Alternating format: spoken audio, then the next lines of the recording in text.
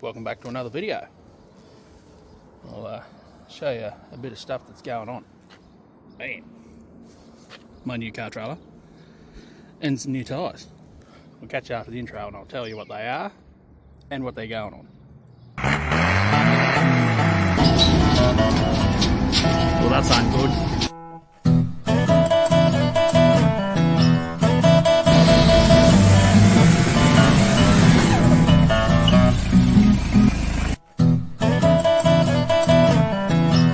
Alright, my flash new 3.5 tonne car trailer, weighs 750 kilos, so that's pretty rad. It was very expensive, but that's fine. Right, what we have here, and I'll see if I can get into this cling wrap. They come from the States. Bang! Oh yeah. Oh, bar treads, baby. But they're not in scat size. See that? 7.50, and then underneath there it'll say R16. Right, well that took a little bit of effort. How heavy than they look, eh? And then this thing, of course, developed a water leak as soon as I started it, out of the heater pipe. I shortened it up, put another clamp on it. Yeah, so, I'm lazy, so I'm probably going to start with the spare tyre, because it's like, not under the car and stuff, eh? So, that's fine.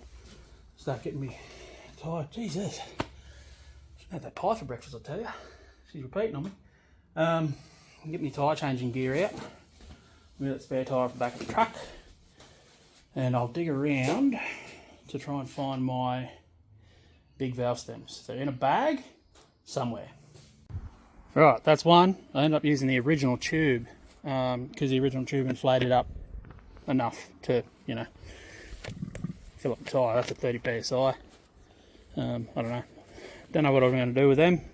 They were included with the tyres, but that's a 7.0, and then this is a 6.0 that's, you know, pretty well worn out. Oh yeah, got one on. Oh, that's the vibe I'm looking for right there. There's an advert for an F20, but it's the same colour as this, and they call it the Daddy Long Legs. I'll put it up now.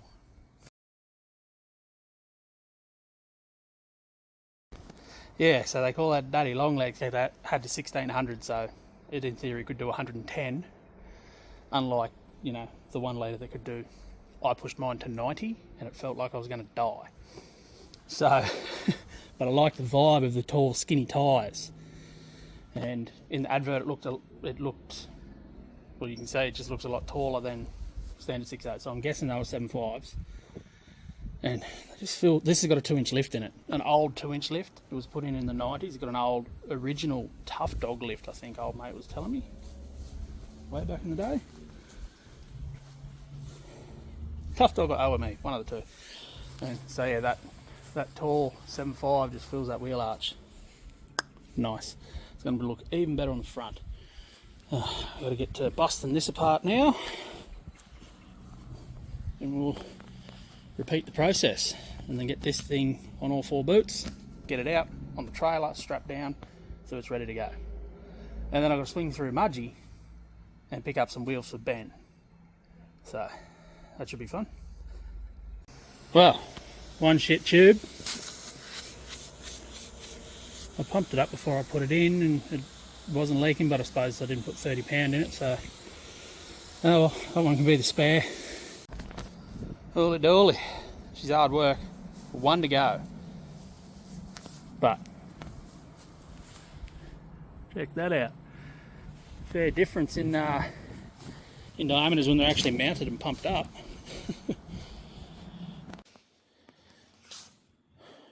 Well, we made it. Yep. Left Bathurst at like 6:30, and side track trip through Mudgee there to pick some wheels up for Ben, then yarn with old mate for like an hour or so, and then 2-hour trip back to here, which a little bit longer with some road works and having to take some dirt tracks to get here. But yeah, trailer pulled like a dream. None of the straps loosened up, it's all still tight. Daddy long legs is still long legsing. How good. Well, I'm going to go and have a shower and go to bed. Alright, a little diatsu park up there temporarily at the moment because I need to use the trailer, pick up some cars from your mate. But he's got a fucking larder neighbour over there, eh? Just need to sort the brakes out on it, but might have to do a bit of a match up. See how they go down the river. He used to bomb the larder down the river when his kids were little. And then the green one's parts car, that's the good one. Yeah. We'll see how we go.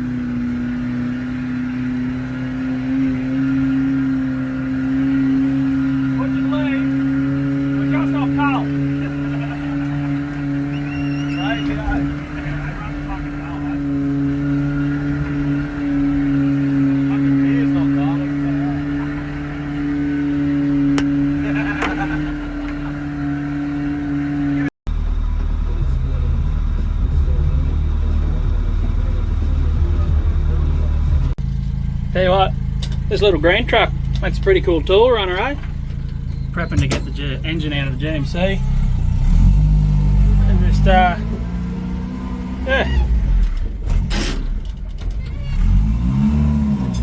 Just drive back over the shed, go get some more tools. Alright, we're out here robbing parts out of my parts block. And so yeah, I've got to get lifters and cam. I'm actually thinking I might grab all the slugs out of it and pinch the rings off them, and then I'll see, you know, which rings are better after I hone the other block. I've also got the gas kit I've got to get out of there where Ben's bumpy parts are, but yeah, I'll just open this up, grab a bit of tooling, and I'll get the cam and everything out of this. Hopefully it's good, fingers crossed, because the only other one I got, the motor that came out of the GMC originally went in the bin, so because it was pretty badly rooted. So I've got to get the tie bars off all the lifters because they're roller lifters, and that motor decided to eat one, so that's fine. So I'll get the tie bars off, get the lifters out, and knock this gear setup off and get the cam out of it. Right, here we have 1 Hertz 6.2 diesel. How good. So it was Bathurst race weekend. Well, Bathurst was on yesterday. We had it playing up on the telly, getting drunk, and I decided to rip this thing apart because obviously it had a rod knock, and you don't run real good with a rod knock. Found a cylinder, what is it? 4, and its adjacent buddy. Spun bearings. That was out of cylinder 4. It actually looped the bearing around together, and that was out of the cylinder next to it. So that's great. Not real good. And then went through. They're all sort of grooved. They're not real good. So I want to say this thing was just pretty worn out, unfortunately. That's probably why it expired with 60 psi of oil pressure. Having a bit of a look around, knocked some slugs out, and this one had metal on the top of it, but I think that might have been just from me pulling the heads off. But 4 out of 8 cylinders, the oil control rings are jammed in, cemented in, so that's why it was smoky. So I got that one. The heads of the, like you can see, the crowns of the pistons are just wet. Yeah, and oil control rings are stuck in. Compression rings are still there, They were still out, which is why it started and run so good, but it just forever smoked. I was putting it down to a bunch of stuff, water in the fuel and others. Yeah, I was negating my way around it, bad injectors, hoping that it wasn't going to be anything. The bores are all glazed up real bad too. Where's the torch? I had a torch here. There we go. This isn't my bench, it's Ben's bench, so don't judge me. Yeah, there's still a bit there's cross-hatching in them, but they're smooth, man. They're like glass. So, I'll have to hone all them out. That's fine. Every one of them's glazed. Originally, I've got the Lynch crank and everything here ready to go. So, and a whole bunch of slugs with bearings in them. Yep. And there's a bunch of bearings in there too. I've got head gasket sealant.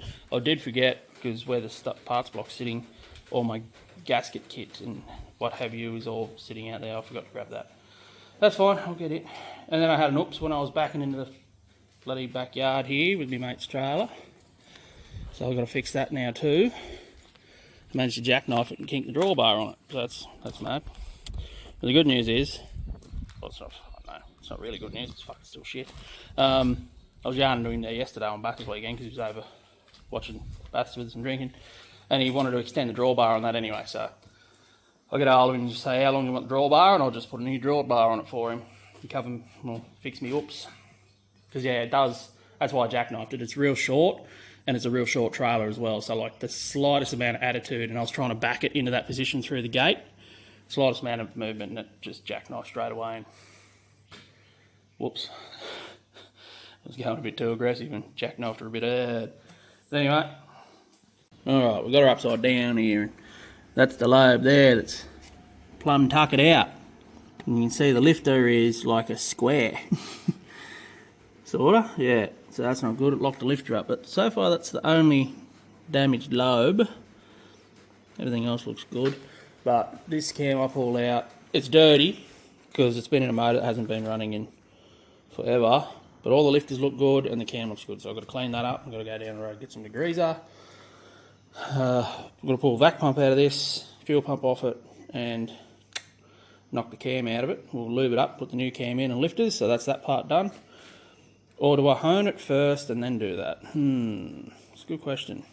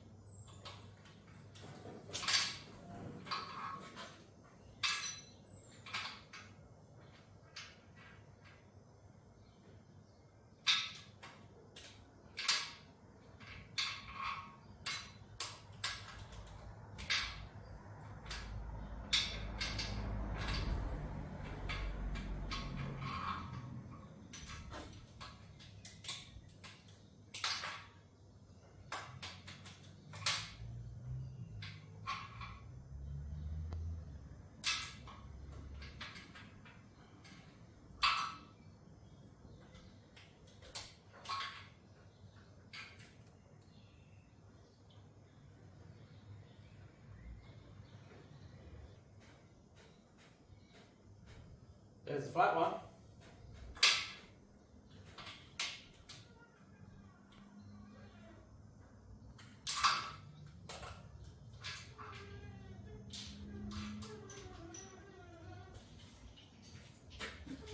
Alright, let's see if I can pull this out one-handed.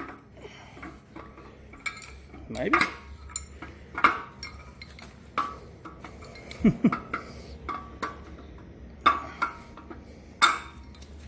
Maybe not.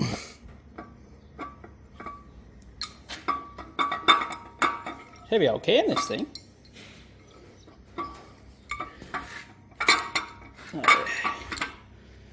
Out you come, baby. Out you come.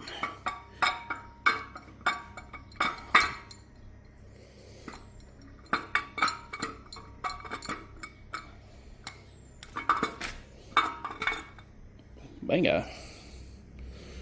Mate. Put our flat cam low back though. Yeah.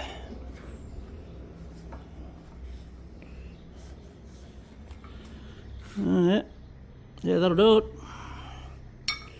That will do it. There's a bit of bearing material out of that piston that decided to eat a rod bearing.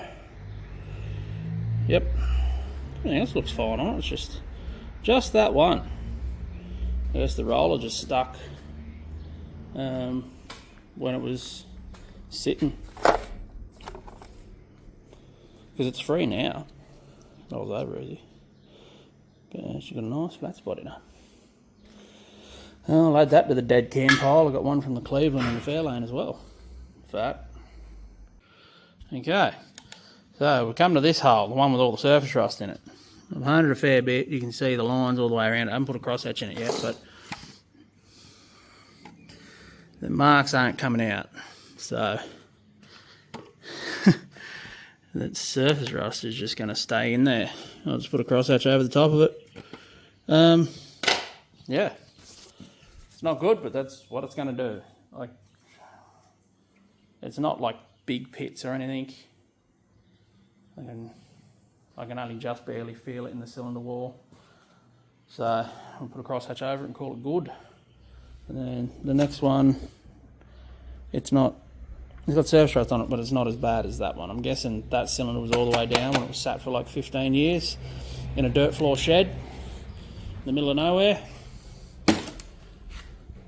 So, the rest of it's all cleaned up pretty good, so just crosshatch that, call it good. Do that one, stone the head, or stone the deck plain, and then I can start giving it a clean off and bang cam in it. Okay, so with these four in, I roll it over so I can start, putting the bearings and the rod caps on. And I put the bearing in cylinder 1, and you see how one side's got heaps of like clearance, like there's a bit of gap from the bearing to the edge of the rod, and then this side isn't. That's because it's in backwards. That extra clearance there is designed so that when it's on the crank, because there's a radius in the corner, the bearing doesn't rub on the radius. Now, you'd say, yep, you fucking idiot, you put the pistons in wrong. But I put them in the way they came out. So this motor was put together wrong, and I can prove they came out that way when I grab the torch. And I'll show you, because cylinder 3, when it done the rod bearing, kissed the head. And you can see, it's probably a bit bright. See the mark at the top of the piston there? That's the pre-combustion chamber. So these were that was the way the pistons were installed, backwards. So there's your pre-comp there. Yep. And then you've obviously got the pocket in the piston, the bowl in the piston for where it injects. So that's why this engine blew up. With all of the oil pressure. Like it had 60 psi oil pressure when it failed, just out of nowhere. Bang, rod knock. All the pistons are in backwards. The rods are in backwards, everything's in backwards. Like, I'm just going through and checking these ones as well. And yeah, it was built backwards. Now, unfortunately, I've got to pull this one back out because I've changed that rod. But I'll put that rod on the correct way. So you can see the bearings close to this edge, so the clearance is here. So when I flip the piston, that rod's going to be backwards. So I've now got to pull that out, pull the circlip off, and then fix that, and then knock it back into the cylinder. But it's all right for these three. I can just push them up, roll the crank, twist them, and then pull them back down. But it's just like, I guess whoever rebuilt this mightn't have dealt with V8 stuff before. That's just how, like, even when I rebuilt the Cleveland, that's the way it is, because when you machine, like, they've undercut this a bit, but you're still going to have a radius there in the corner. So they always set it up so the bearings are offset in the cap, so that the edge of the bearing doesn't rub in the corner.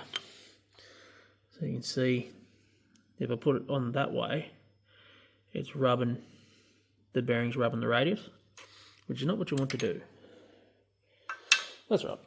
I'll push these pistons up, flip them around, get them done up. I'll have to knock this one back out, flip the rod on the piston, and then put it back in, but just funny.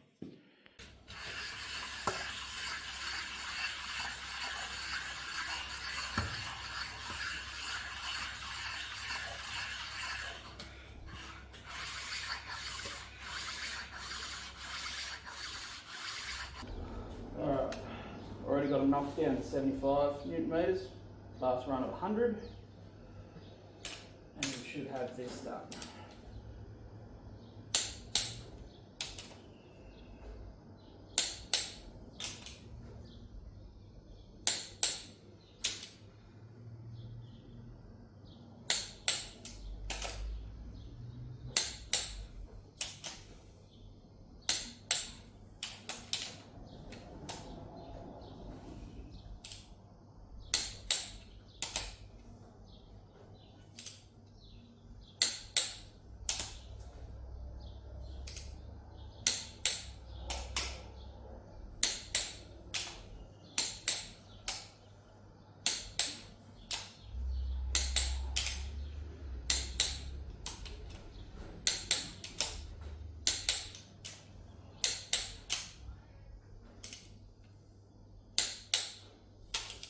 Alright, that's the heads torqued down. So now we can start populating the rest of the rocker gear. Now the funny thing with 6.2 push rods is there's a hard end ball and a soft end ball. And I've got one backwards in there, but you've got sort of like a shiny end there, and then this side's a bit duller. And some say it's got like a gold coating on it. So the gold coating's rubbed off that. The gold coating was an anti-wear material. And that always goes up, so the big shiny end is going to go down to the lifter. I'm poking down there pretty much. Now I've got to be careful because I've got one of them in my pack here upside down, but I'll vet that out as I'm going. Oh no, that's fine, just drop that into the engine.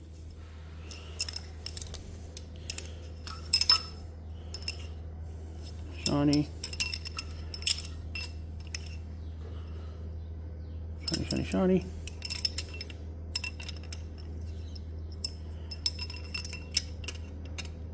Now I will go back through and I'll put a little bit of engine assembly lube on them before I put the rocker arms on. And now I've got to dig this one out. I tried to drop down the fucking oil gallery.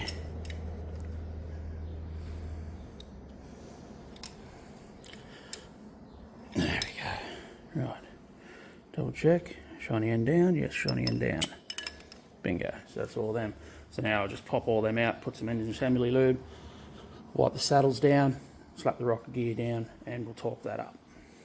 Look out. GMC's back on deck. I don't know for how long. Hopefully it lives for a fair while. ATS a little low, so we're just putting that in it. And still got a little bit of air in the system, but I took it for a pretty big lap up and down the road, and the smoke was all gone completely. So it's been sitting here. I let it cool down, check the coolant level, and I noticed the auto it had shift, but it was a bit late on shifting, and then going into overdrive, I had to like get off the throttle to get it to shift.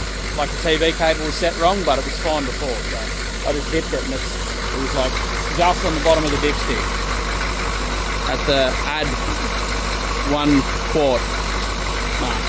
So I just put a bit of oil in it, let it drain down, and then dip it again, and hopefully it's all good. So, mate.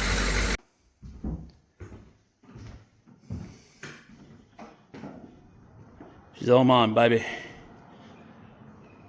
Oh yeah. Well, I'm just sitting here catching up and remembering where I was at with this video. It's probably been sitting for about 6 or so months. This battery in this Mac went dead again, and I've been very busy moving out of my other house and then into my now workshop, which you sort of get a rough look at from that last clip, which is pretty cool. The plan is to make it a machine shop because I am a tool maker. You know, rad. Done a fair bit of work on the shed in that time. It's an absolute bomb site. Yep, there is just stuff everywhere. That's the way she goes, doing some construction. So above me, I'm building a mezzanine above the office. That's going to be like 55 square metres. My brother bought me a vending machine for my birthday, which is pretty fat. I had to fix it, of course. It didn't work. But yeah, so I've been moving stuff out of my other house in Bathurst up to here. Parts are just getting thrown in here because most of it's going up on the mezzanine.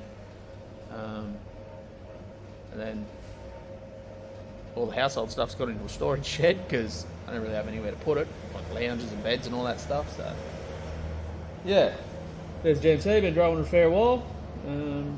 Took it out to Cobar a few times. It's developed an issue because it has to. The ignition barrel now doesn't get power or send power to the starter motor. Don't know why. Haven't looked into it yet. And also the headlight wiring harness is shorted out and it's stuck half on high beam, half not. So that was cool as well. So it's currently started on a toggle switch, but that's fine. It's still up and at 'em. It's got some hurt glow plugs in it at the moment, so it smokes because it's only glowing on like 4 of 8 cylinders. And 3 of the 8 are actually stuck in the head, so that's cool. I've got to try and extract them, which means I've got to pull the injector. That's whatever. It's in the naughty corner at the moment. That's why it's parked there.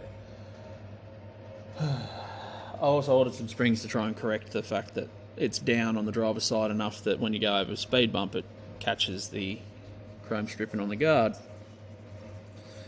But yeah, it's still doing its thing. And I've started mucking around, but haven't finished it, spraying the top of the cab silver like the bottom, so go to the tritone. I just done a bit of a scuff and then got busy. Yes. Anywho, that'll finish this video off. It's been marooned on this laptop for a long time, but that last clip I didn't really say what was going on, and yeah. So the next video I've got a bunch of other stuff shot. Of me doing stuff on the shed and moving stuff and fixing trucks and what have you, so there'll be a bit more information on the shed in that. Anyway, we'll catch you guys later. I'll get this video out finally and call it good.